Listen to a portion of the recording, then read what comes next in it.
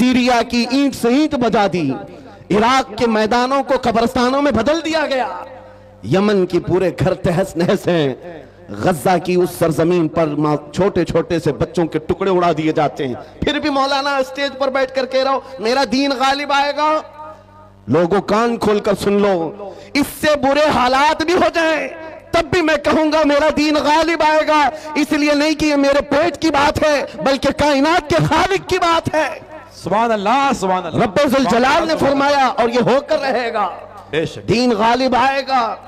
इन हालात में लोग ये कहते हैं जब हर तरफ से हम ही मारे जा रहे हैं, हमारे ही टुकड़े हो रहे हैं, सारे जुल्मों का निशाना हम ही है, पूरी दुनिया ने हमको टारगेट नंबर 1 पर रखा हुआ है। इस दौर में आप ऐसी बातें कैसे कर सकते हैं? मेरे अजीजों, आपको मैं इसी डर से निकालना चाहता हूं, इसी खौफ से निकालना चाहता हूं। आपको पता है हम नए अंदाज के ये सारे हालात देखने वाली कौम से ताल्लुक नहीं रखते, हम तो उस कौम से ताल्लुक रखते हैं जहां 14 सदियों से हमारे बड़ों ने हमें करबला की दास्तानें सुनाई। क्या बात है, क्या बात है। हर जमाने में उलमा ने, हमारे माँ बाप ने करबला हमें सुनाया है। करबला सिर्फ मातम करने के लिए नहीं सुनाया जाता, सीना ठोक करके, सीना पीट करके रोने धोने के लिए नहीं सुनाया जाता। करबला हर साल इसीलिए सुनाया जाता है, ऐ उम्मत मुस्लिमा याद रखो, इस्लाम में कभी भी तादाद नहीं देखी जाएगी, जहां अहले हक होंगे अल्लाह की मदद होगी।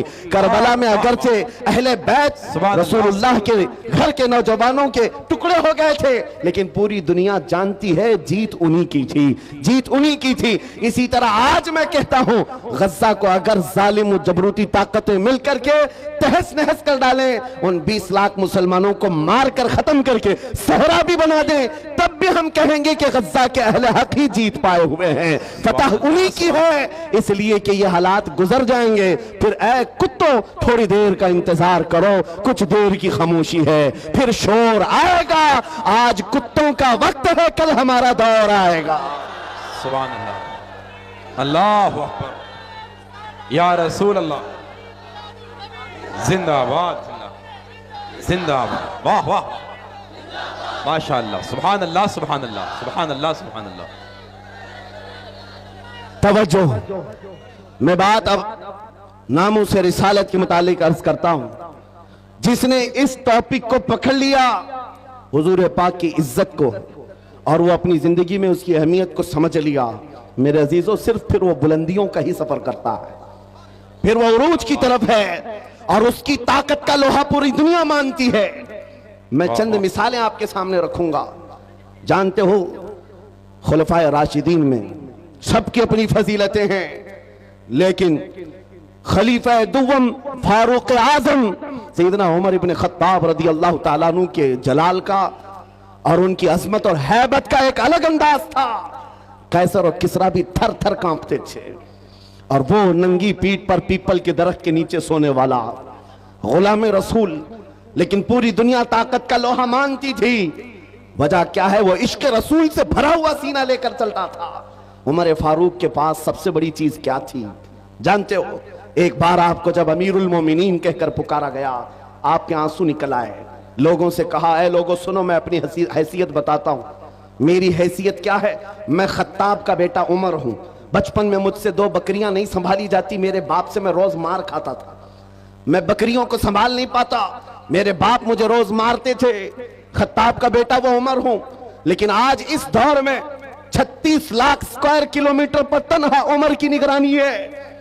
मिस्र भी, फिलिस्तीन भी, इराक भी, शाम भी, यमन भी, अरब का यह हिजाज और नज्द का इलाका पूरा एक उमर इब्न खत्ताब की निगरानी में चल रहा था, जो इस दौर के तकरीबन 36 लाख स्क्वायर किलोमीटर की बात होती है। तन्हा निगरानी चल रही है, लेकिन उस उमर इब्न खत्ताब ने यह नहीं कहा ये मैंने अपने ताकत के बलबूते तुम पर हुक्मरानी कायम की है, मैं अपने अदल के बलबूते तुम पर इस हुक्मरानी का तख्त बिछाया है। नहीं, लोगों से कहा क्या लोगों, ये जो आज मुझे हैसियत मिली है इसलिए नहीं कि खत्ताब का बेटा उमर हूं, इसलिए कि मोहम्मद अरबी का गुलाम उमर हूं। सुभान अल्लाह, सुभान अल्लाह। अपनी निस्बत जब हुजूर से मजबूत करें, दुनिया उसकी ताकत का लोहा मानती है। नामों से रिसालत की हिफाजत पर जो आए हैं मैदान में, अल्लाह करीम ने उनके बाजुओं को ताकत बख्शी है और कुफ्फार और मुशरिकीन के सीनों में उनका रौब डाल देता है।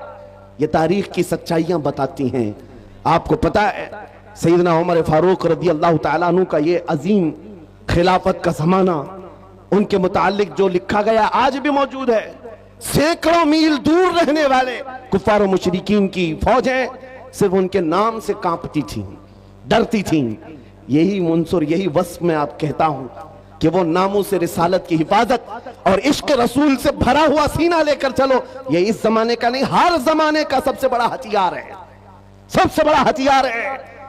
लोग आज ये कहते हैं, बाज लोग जो मेरे साथ हर जलसे में इन्वेस्टिगेशन करते भी रहते हैं, हर जगह चलते रहते हैं, कई मरतबा हमारे इलाके में भी आए और वो बार बार हमसे ये इन्वेस्टिगेशन करते हैं, आप चाहते क्या हिंदुस्तान में, जहां जा रहे हो ये पूरे मजमे को जमा कर रहे हो और जज्बे में और इनको जोश दिलाकर खड़ा कर रहे हो, क्या चाहते हो? उनको शायद ऐसा लगता होगा कि हम कोई बहुत बड़ी ऐसी तंजीम बना रहे हैं जो बम बांध करके कहीं उड़ जाए, उन्हें शायद ऐसा लगता हो, इसीलिए बार बार इस चीज की तलाश में सरगर्दा है। मैं खुल करके बयान करता हूं मेरे अजीजों, खुल करके। अभी हम अपने मुंबई में एक मरकज बना रहे थे, तो साहब वहां तक पहुंची बातें, कुछ लोग कहने लगे ये कुछ सुरंग बना रहे हैं जिसमें जिहाद सिखाने वाले हैं। छोटा सा एक नामों से रिसालत के तहफ्फुज की खातिर एक मरकज बनाने की बात की तो ऐसी बातें फैलाए। याद रखो, हम सुरंग में नहीं सिखाते, खुले मैदान में सिखाएंगे।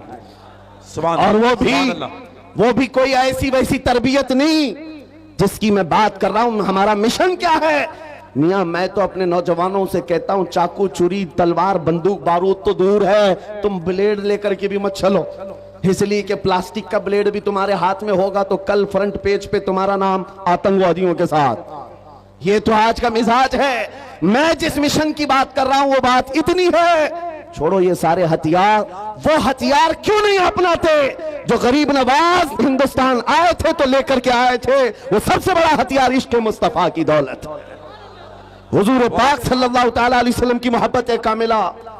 मैं जानता हूं जब अपना नौजवान इस दौलत से भरपूर और सरशार हो जाए तो इसका चलना फिरना देखकर ही कई कीड़ों को मौत आ जाए, यूं ही मौत आ जाए। आपको कुछ करने की जरूरत नहीं, तन्हा आप हुजूर पाक के इश्क में चलते फिरते एक शक्ल तो बन जाओ, कम से कम इसकी बुनियाद तो रखो कि दुनिया तुम्हें पहचानने के लिए तुम्हारा नाम ना पूछे। कभी कंफ्यूजन इतना बढ़ जाता है कि तुम्हारे नाम से नहीं पता चलता तुम कौन से दीन के हो, तो दुनिया फिर तुम्हारे बाप का नाम पूछती है। बाप के नाम पर भी कंफ्यूजन आ जाता है तो दादा का नाम पूछती है, पता नहीं चल रहा कौन से धर्म से ताल्लुक रखता है, इसका नाम राजा है, बाप का नाम बबलू है, दादा का नाम टीनू मीनू है, कहीं से कुछ समझ में नहीं आता। मेरे अजीजों, ऐसी नौबत क्यों आए? आपका नाम, आपके बाप दादा का नाम पूछ करके दुनिया यकीन करे। मैं कहता हूं हुजूर पाक की मोहब्बत में अपने आप को इतना सरशार कर लो, किसी गली से गुजर जाए दुनिया देख करके कहे मदीने की गली का गुलाम नजर आता है, ताजदार मदीना का गुलाम नजर आता है। अल्लाह अकबर, या रसूल अल्लाह, जिंदाबाद जिंदाबाद अल्लाह। और ये नामों से रिसालत की हिफाजत ये अल्लाह रब्बुल इज्जत की शान है, वो खुद अपने हबीब की इज्जत की हिफाजत करता है। आपको पता है कुरान पाक में एक दो नहीं कई आयतें, जब जब कुफ्फार ने हुजूर की तरफ उंगली उठाई थी तो जवाब पहले रब्बुल आलमीन का था।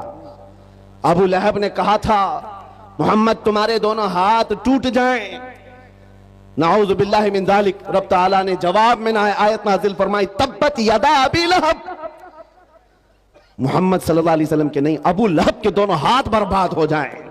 कुरान में आयत है, ये नबी पाक की नामोस की हिफाजत नहीं है तो और क्या है, ये दिफा है, डिफेंस है जो खुद रब्बे जुल जलाल फरमा रहा है।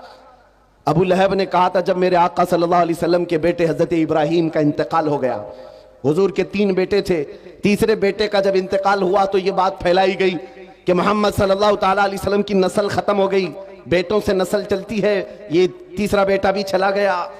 नबी करीम सल्लल्लाहु ताला अलैहि वसल्लम गमगीन हुए। रब तबारक व तआला ने पूरी सूरह नाजिल फरमाई, इन्ना अअतैनाकल कौसर फसल्लि लिरब्बिका वन्हर इन्न शानिअका हुवल अबतर।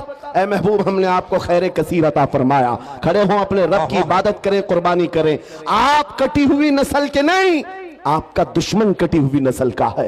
ये रब का फरमान है। अपने नबी के इज्जत के दिफा में अल्लाह रब्बुल इज्जत ने फरमाया, आज ढूंढ करके निकालो अबू लहब का बच्चा कहां है, उसकी औलाद कहां है, नहीं पाओगे। लेकिन जिस वादी में भी जाओ मेरे नबी के खानदान को जरूर पाओगे। सादात की खुशबुएं हर जगह नजर आएंगी। अल्लाह करीम ने अपने नबी की इज्जत की हिफाजत का कैसा दिफा किया है। तो एक मर्तबा आयतें उतरना रुक गई थी, जो वही आती थी चंद दिनों तक वही नहीं आई।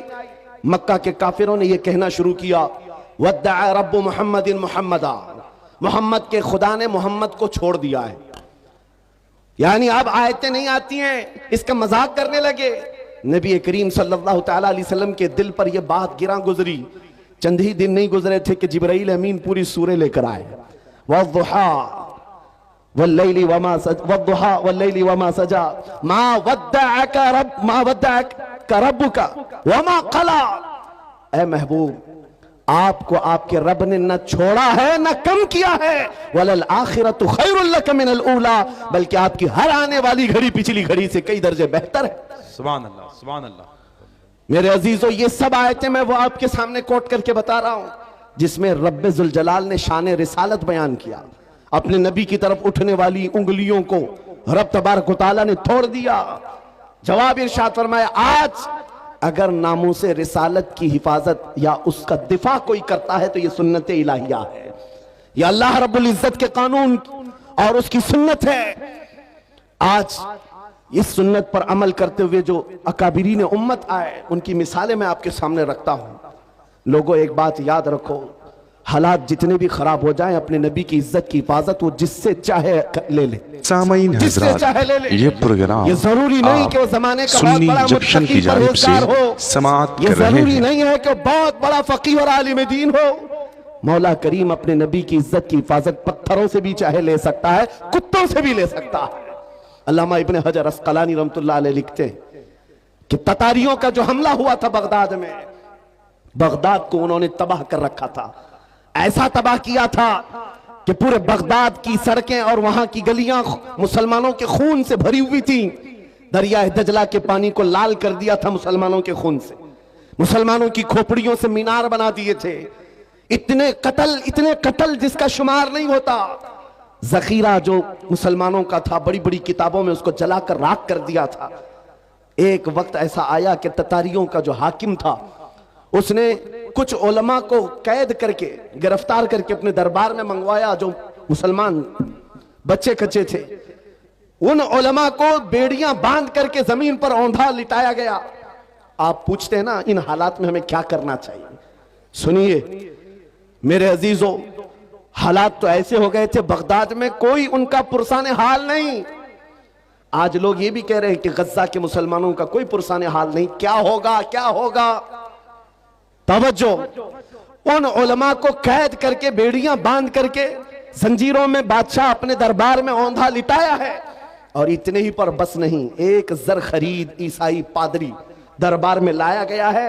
उसको नजराना सिर्फ इस बात का दिया जा रहा है कि वो रसूलुल्लाह की शान में गालियां दे, हुजूर की शान में गालियां दे, इन मुसलमानों के दिलों को जलाए। हर जमाने में दुनिया ये जानती है मुसलमान कत्ल से उतना डरता नहीं है जितना रसूल पाक की इज्जत पर कोई उंगली उठाता है तो उसे तकलीफ होती है।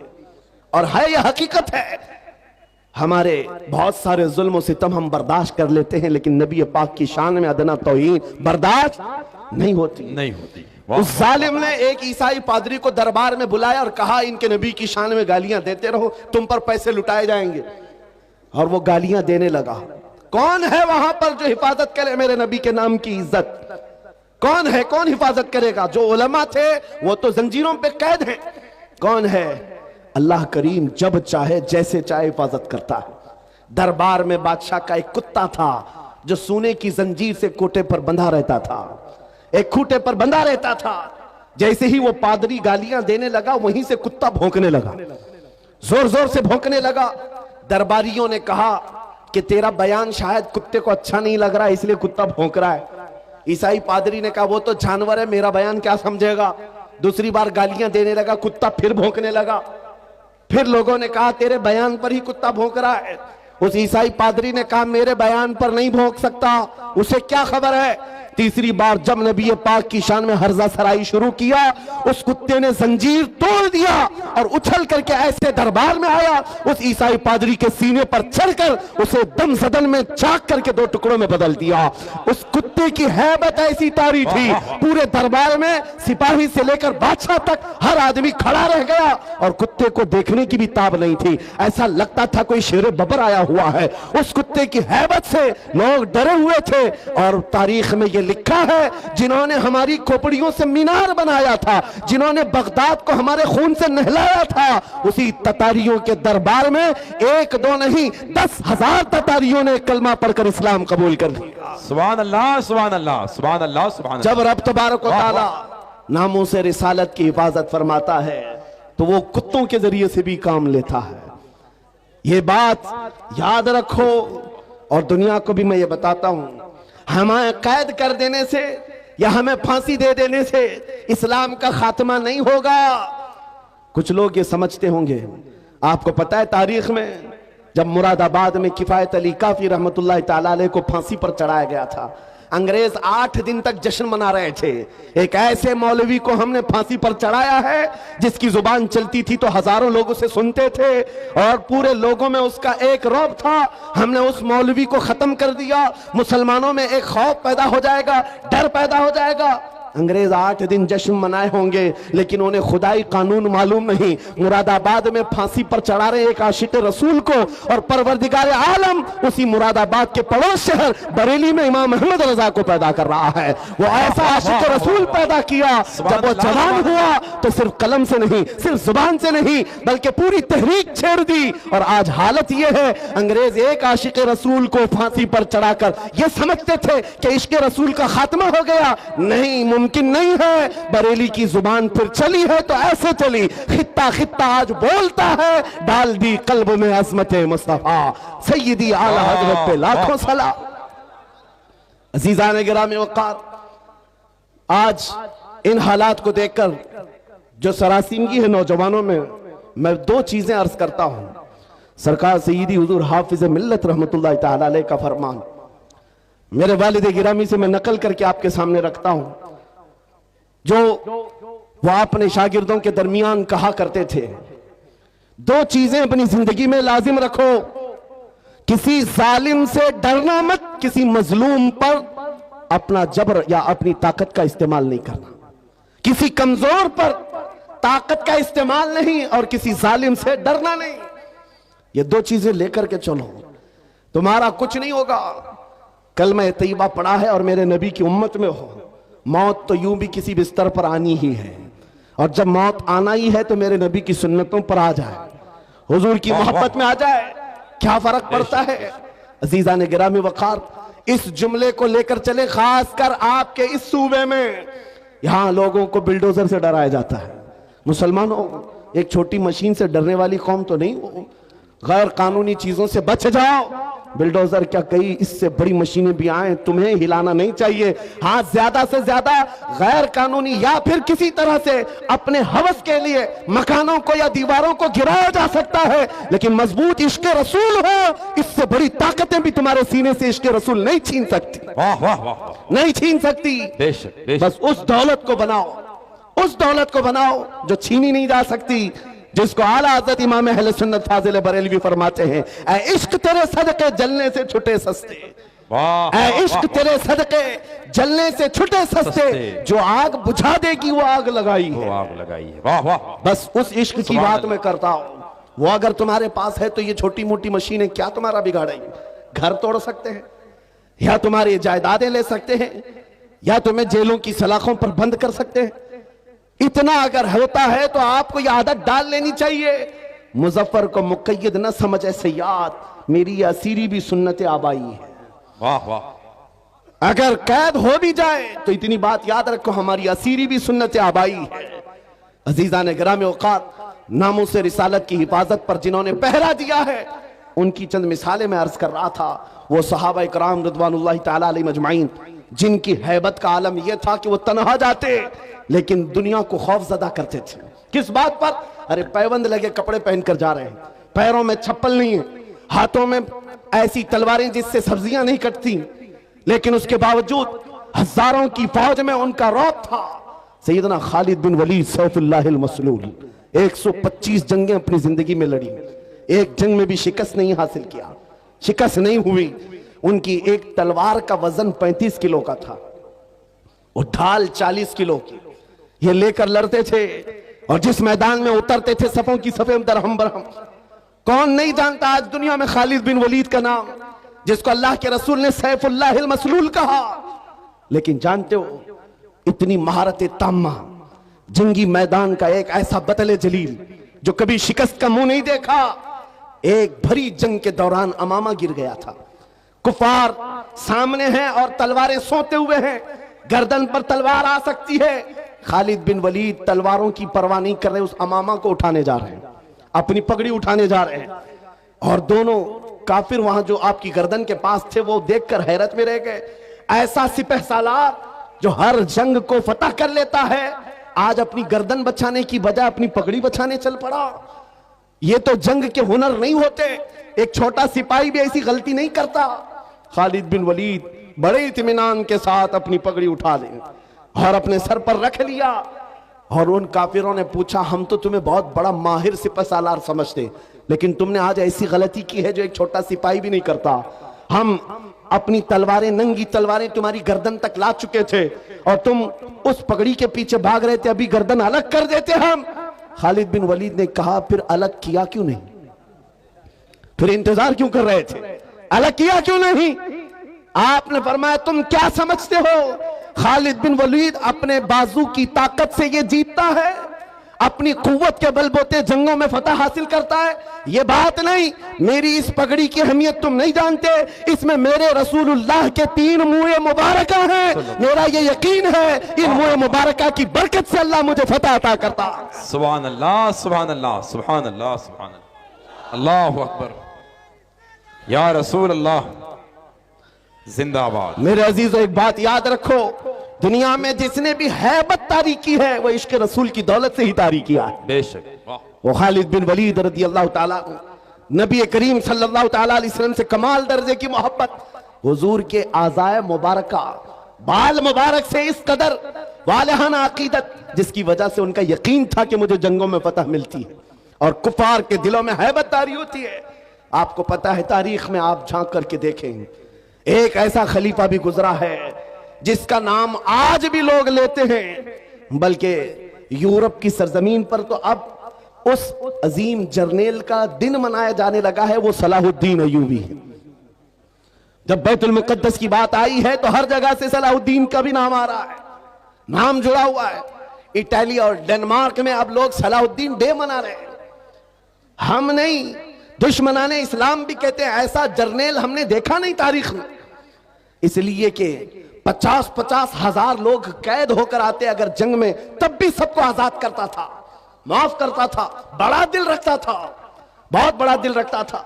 उस सलाहुद्दीन की बात कर रहा हूं जिसकी ताकत का लोहा पूरी दुनिया मानती रही। सलीबी ताकतों ने लिखा है, एक मैदान ऐसा भी हमने देखा, मुसलमान तारीख निगारों की बात नहीं कर रहा हूं, अंग्रेज तारीख निगार लिखता है, एक मैदान ऐसा भी आया जब 4 लाख सलीबी थे, लेकिन मुकाबले में सलाहुद्दीन के पास सिर्फ 12,000 की फौज थी, फिर भी डटा रह गया। और डटा ही नहीं रहा बल्कि 4 लाख को तितर बितर करके रख दिया। वाह वाह, वो ताकत का लोहा दुनिया मानती थी। उस सलाहुद्दीन की बात मैं कर रहा हूं। ये दौलत कहां से थी सलाहुद्दीन के पास? जो खालिद बिन वलीद को मिली, जो उमर इब्न खत्ताब को मिली रज़ी अल्लाहु अन्हुमा, वही सलाहुद्दीन अय्यूबी के पास भी थी। बुरनिस नाम का एक ऐसा ईसाई सिपह सालार था जिसने मुल्के शाम में कुछ मुसलमानों को गिरफ्तार किया जो हज पे जा रहे थे, औरतों को जलील किया, उनको कोड़े मारे, उनका माल लूट लिया। सुनो, जब वो मुसलमान वहां पर किसी के आसरे पर नहीं थे, किसी के सहारे पर नहीं थे, वो बुरनिस उन्हें कोड़े मारता था और कहता था, क्या कहता था? बुलाओ अपने मोहम्मद को, कहां है तुम्हारा मोहम्मद? नाउजुबिल्लाह, हुजूर का नाम लेकर के ताना देता था। तुम बात बात पर मोहम्मद अरबी की बात करते हो, बुलाओ मोहम्मद को। आज मैं तुमको कैद किया हूं, आज मैं मार रहा हूं, कोई तुमको बचा नहीं रहा है। ऐसे जब हालात आ जाएं तो मेरे अजीजों ये मत समझना कि अल्लाह के रसूल की मदद नहीं आती, आती है, इम्तिहानों से गुजारा जाता है। ये वक्त गुजर गया, और उन गिरफ्तार मुसलमानों में से कोई एक आकर सलाहुद्दीन के पास ये बात अर्ज किया। बुरनिस नाम का एक ऐसा जर्नेल है ईसाइयों का, जिसने मुसलमानों की एक जमात को गिरफ्तार किया और कोड़े मारता था, माल लूटता था और कहता था बुलाओ मोहम्मद को, कहां है। ये उस जमाने की बात है जब सलाहुद्दीन बहुत बीमार थे, बिस्तर पर लग चुके थे, बीमार थे। सलाहुद्दीन को जैसे ही ये बात पता चली, गरज कर कहने लगे मैं अपनी पूरी ताकत और कुव्वत जमा करूंगा और उसके बाद उस बुरनिस के पीछा करूंगा। 2-2.5 साल गुजर गए, 2.5 साल गुजर गए, बीमार भी थे और इसी बीमारी में अपने लश्कर भेजते रहे। वो वक्त आ ही गया, बकरे की अम्मा कब तक खैर मनाएगी, एक दिन बकरीद तो आएगी। उस बुरनिस को सलाहुद्दीन की फौज ने गिरफ्तार किया और वो गिरफ्तार होकर जब कैदी बनकर सलाहुद्दीन के पास लाया गया, सलाहुद्दीन अय्यूबी की आंखें शोले बरसा रही थी। अपनी हाथ में तलवार लेकर के आए और पूछा क्या कहता है बता बुरनिस। बुरनिस कहा मैं तुम्हारे बारे में जानता हूं, तुम हजारों कैदियों को यूं ही आजाद करते हो। जब जब तुम्हारे पास कैदी आते हैं उनको तुम फिदिया लेकर या छोटी सी बात पर आजाद करते हो। आज भी मैं वही उम्मीद रखता हूं सलाहुद्दीन मुझे आजाद करेगा।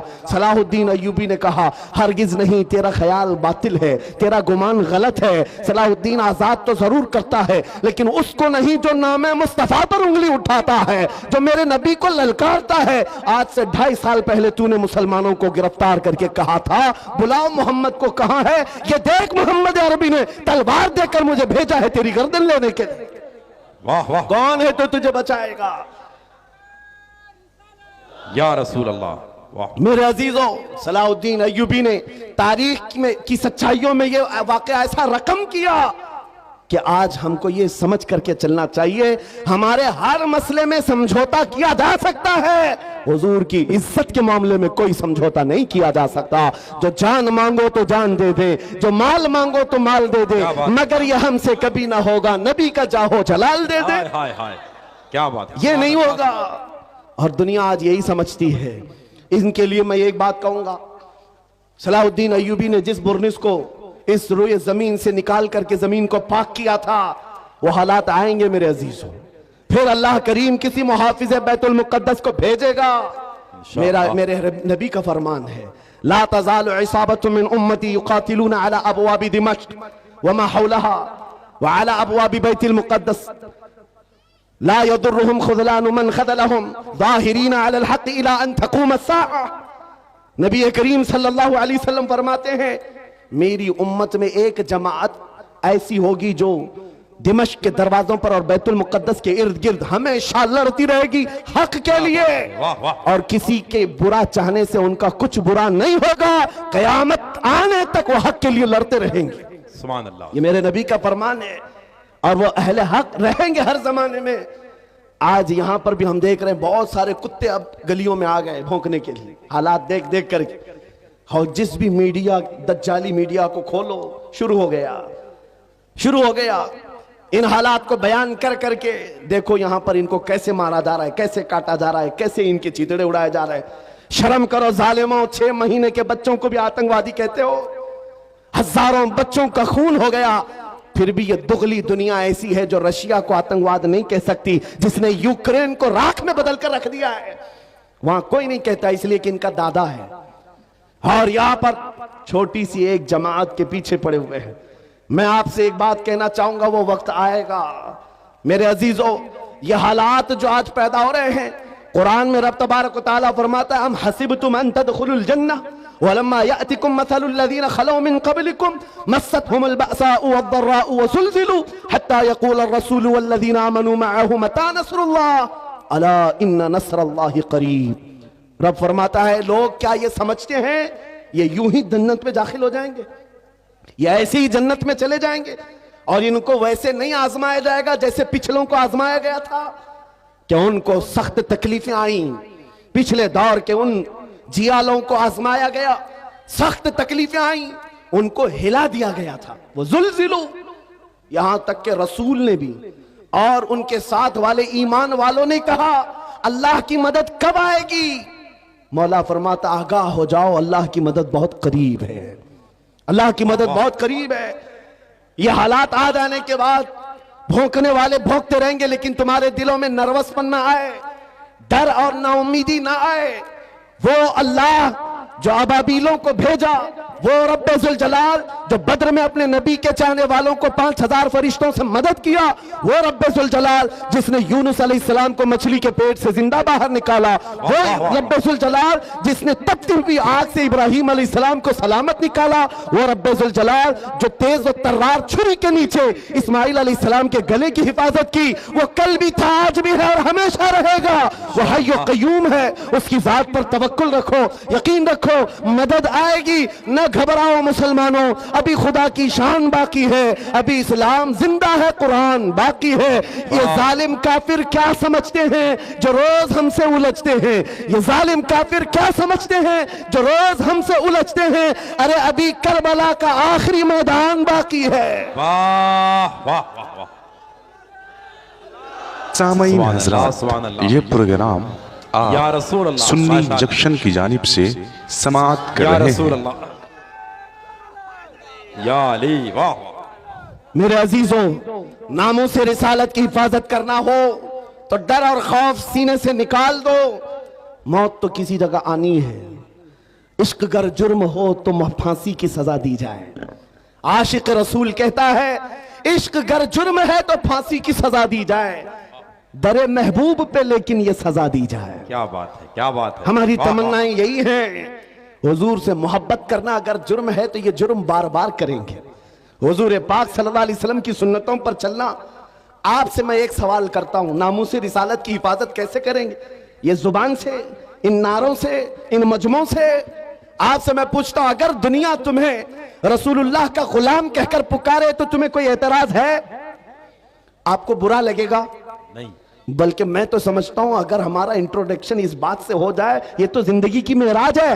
वाह वाह वाह वाह। सगे तैबा सब कह के मुख पुकारे बेदम, यही रखियो मेरी पहचान मदीने वाले। सुभान अल्लाह। बेदम वाह, वाह। वारसी तो कहते हैं ऐ अल्लाह क्या के बात नबी, है, क्या बात दुनिया है। मुझे वाह, वाह। तैबा का कुत्ता कहकर पुकारे, बस मेरी इतनी पहचान बना दो, हाय, हाय, हाय। मेरी इतनी पहचान बना सुभान दो। अल्लाह, सुभान आज उस क्या बात। मुजद्दिद आजम का जिक्र जो हर मजमे में होता है, जिसको अल्लाह ने 55 से ज्यादा उलूम व फनून पर महारत ताम्मा दी थी, वो बरेली का इमाम जिसने 1000 से ज्यादा किताबें लिखी, फतावा रज़विया और कंजुल ईमान जैसे ऐसे जखीरे दिए हैं सुन्नियत को, जिसके इल्म का कोहे हिमालय इतना ऊंचा कि देखते हुए लोगों की टोपियां गिर जाएं। लेकिन उस बरेली के इमाम ने जब अपना इंट्रोडक्शन कराया था, अपना तारुफ कराया था, तो ये नहीं कहा था मैं नकी अली खां का बेटा हूं, मैं रजा अली खां का पोता हूं, मैं बरेली का बड़ा जमींदार हूं, मैं बड़ा आलिम फकीह हूं, मैं बहुत बड़ा मुफक्किर इस्लाम हूं। नहीं, अपना तारुफ कराया तो यूं कराया, उस गली का गदा हूं मैं जिसमें मांगते ताजदार फिरते हैं। सुभान अल्लाह, सुभान अल्लाह, सुभान अल्लाह, सुभान अल्लाह, सुभान अल्लाह, सुभान अल्लाह। या रसूल अल्लाह, वाह भाई, जिंदाबाद जिंदाबाद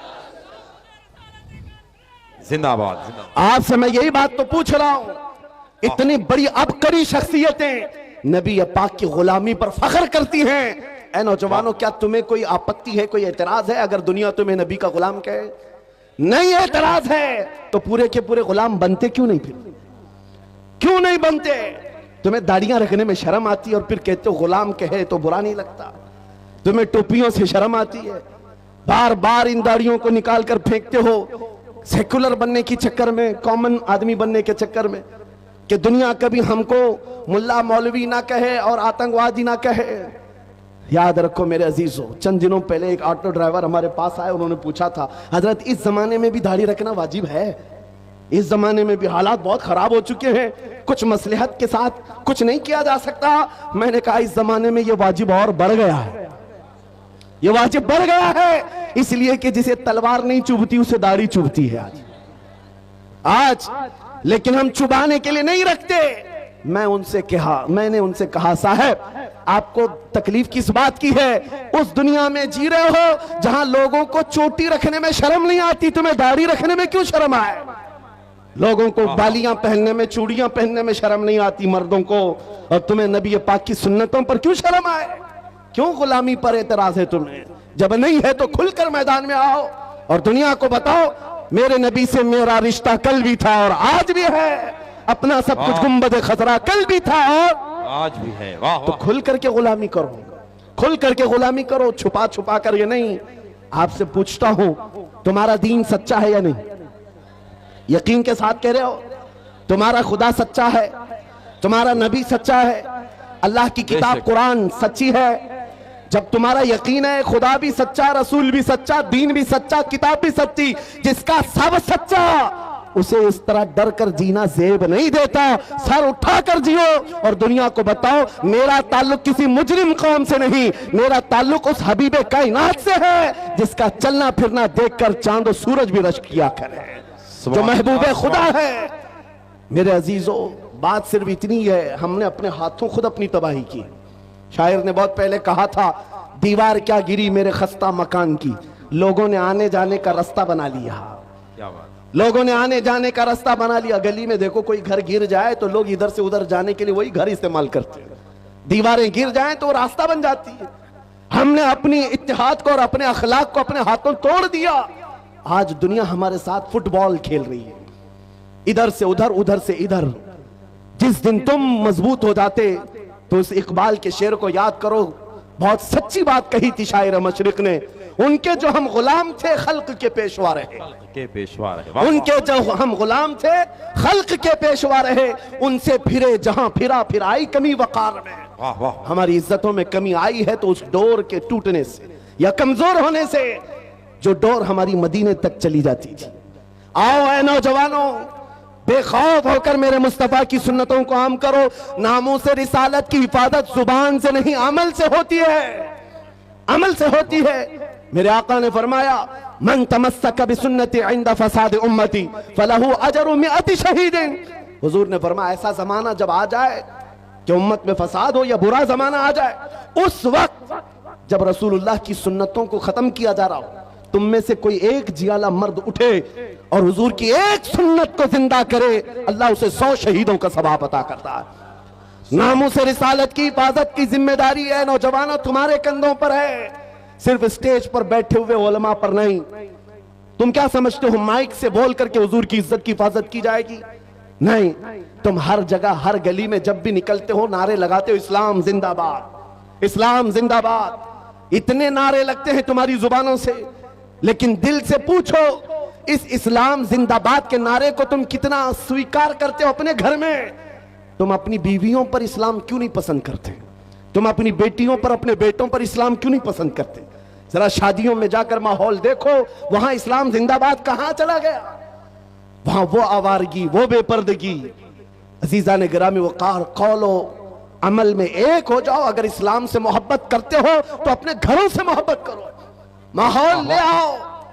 दुनिया आज तुम्हारे साथ जो खेल रही उसकी वजह यह है, तुमने अपने कल्चर, अपने अखलाक को निकाल कर फेंक दिया अपने घरों से। सुबह उठ करके गाने लगाना, अपने घरों में बड़े बड़े टीवी स्क्रीन लगाकर बच्चों की तरबियत टीवी सीरियल और फिल्मों से करना, यह तुम्हें जेब नहीं देता, जिसकी